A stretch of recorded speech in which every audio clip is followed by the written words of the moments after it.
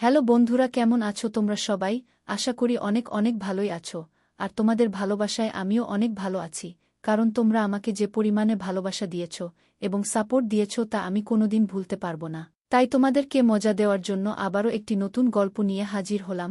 গল্পটি শোনার মতো, আশা করি তোমাদের দাঁড়িয়ে যাবে এবং তোমরা হাতের কাজ করতে সবাই হেডফোন নিয়ে বসে যাও।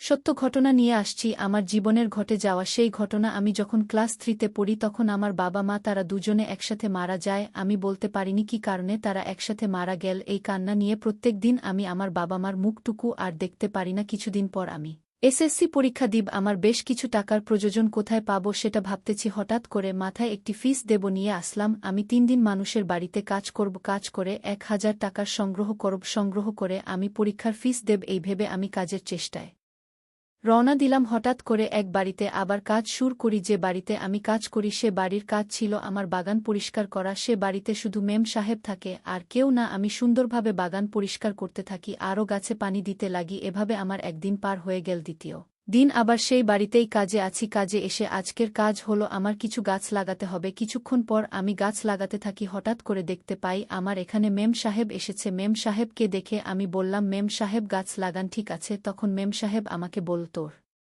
বাসা কোথায়? আমি তখন বললাম, আমার বাসা চন্দনপুর। তখন মেম সাহেব বলে, তোমার ফ্যামিলিতে কে কে আছে? তখন আমি বললাম, আমার ফ্যামিলিতে শুধু আমি একা। আমি যখন ক্লাস 3তে পড়ি তখন আমার বাবা মা একসাথে দুজনে মারা যা। আমি আপনাদের বাড়িতে কাজে আসছি একমাত্র কাল আমার এসএসসি পরীক্ষার বেতন নেই আমার কাছে, তার জন্যই আপনাদের বাসায় কাজ করতেছি। ম্যাডাম আমার কথাগুলো শুনে অবাক হয়ে পড়ল। কি কপাল, এত সুন্দর ছেলে, কাজ করে খেতে হয়, তাও বাগানে। এ টাকা দিয়ে শ্রী লেখাপড়া খরচ চালাবে। ম্যাডাম আমার কথা শুনে কিছুক্ষণ পর চলে গেল। সন্ধ্যা যা হয়ে গেল, আজ আমার কাজ 3 দিন হয়ে গেছে, কাল আমার পরীক্ষা। কিছুক্ষণ পর ম্যাডামকে আমি ডাকলাম, ম্যাডাম কাল আমার পরীক্ষা, আপনি আমার বেতনটা দেন। কিছুক্ষণ পর ম্যাডাম বেরিয়ে আসলো, এসে বলতেছে, তুমি এদিকে আসো। আমি তখন ম্যাডামের কাছে যাই। ম্যাডাম তোমার যখন আমাকে বলে এ ধরো, আমি বললাম, এগুলো কি ম্যাডাম? ম্যাডাম তখন বলে, আমি তোমাকে আজকাল তোমার পরীক্ষা, তোমাকে কিছু কাপড় গিফট করলাম, সেগুলো পরে পরীক্ষা দিতে যাবে। ম্যাডামের কথাটি শুনে আমি অত্যন্ত খুশি হয়ে বললাম, আরব আমার বেতন হয়েছে 3 দিনে 1000 টাকা। ম্যাডাম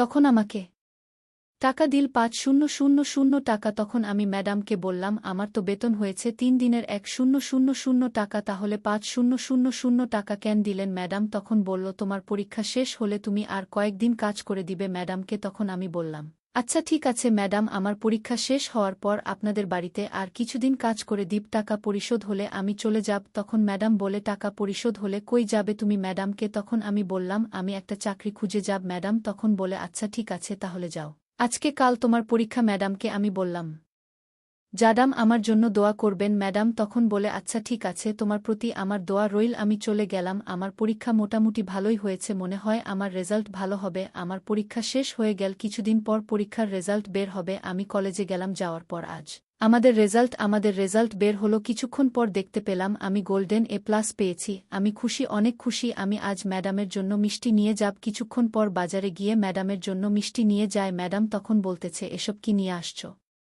আমি তখন ম্যাডামকে বললাম, ম্যাডাম আমি পরীক্ষায় পাস করেছি, গোল্ডেন এ প্লাস পেয়েছি, তার জন্য আপনার জন্য কিছু মিষ্টি নিয়েছি। ম্যাডাম আমার কথাটি শুনে অবাক হয়ে রইল। ম্যাডামকে তখন বললাম, আমি কিছুদিন পর ঢাকাতে যাব, ঢাকাতে যে একটা চাকরি আবেদন করব। ম্যাডাম তখন বলে, ঠিক আছে, আমি 2 দিন পর ঢাকাতে চলে যাই, আমার সেনাবাহিনীর সার্কুলারে নিযোগ দেই। আল্লাহর রহমতে আমার চাকরি হয়ে যা মেজর পুষ্টি। আজ থেকে হয়ে গেলাম ভাগ্যবতী, আজ থেকে হয়ে গেলাম কোটিপতি। আমি মনে মনে এটাই ভাবতেছি, আমার জীবনে আর অভাব থাকবে না, কারণ মা বাবার দোয়া আছে আমার কাছে। এভাবে 5 থেকে 6 বছর চাকরির বয়স হয়ে যা। কিছুদিন পর আমার চিন্তা ভাবনা ছিল, মা বাবার কবর সুন্দরভাবে তৈরি করব। 2 লক্ষ টাকা দিয়ে আমার গ্রামে মা বাবার কবর এবং গ্রামবাসীর কবর, ওইখানে একটা জায়গা করে দিলাম। ভাইরা, গল্পটা যদি ভালো লেগে থাকে এবং যারাই আছেন যারা মা বাবাকে সম্মান দিতে পারেন এবং মা বাবার সাথে ভালো ব্যবহার করছেন, তারা কখনো হেরে যাবেন না, অবশ্যই সফল হবেন। যে কোনো কাজে, যে কোনো ইয়েতে আপনি অবশ্যই সফল হবেন, সেটা আমি হয়েছি। তার জন্যই আপনাদেরকে বলছি, মা বাবাকে কখনো কষ্ট দিবেন না। গল্পটা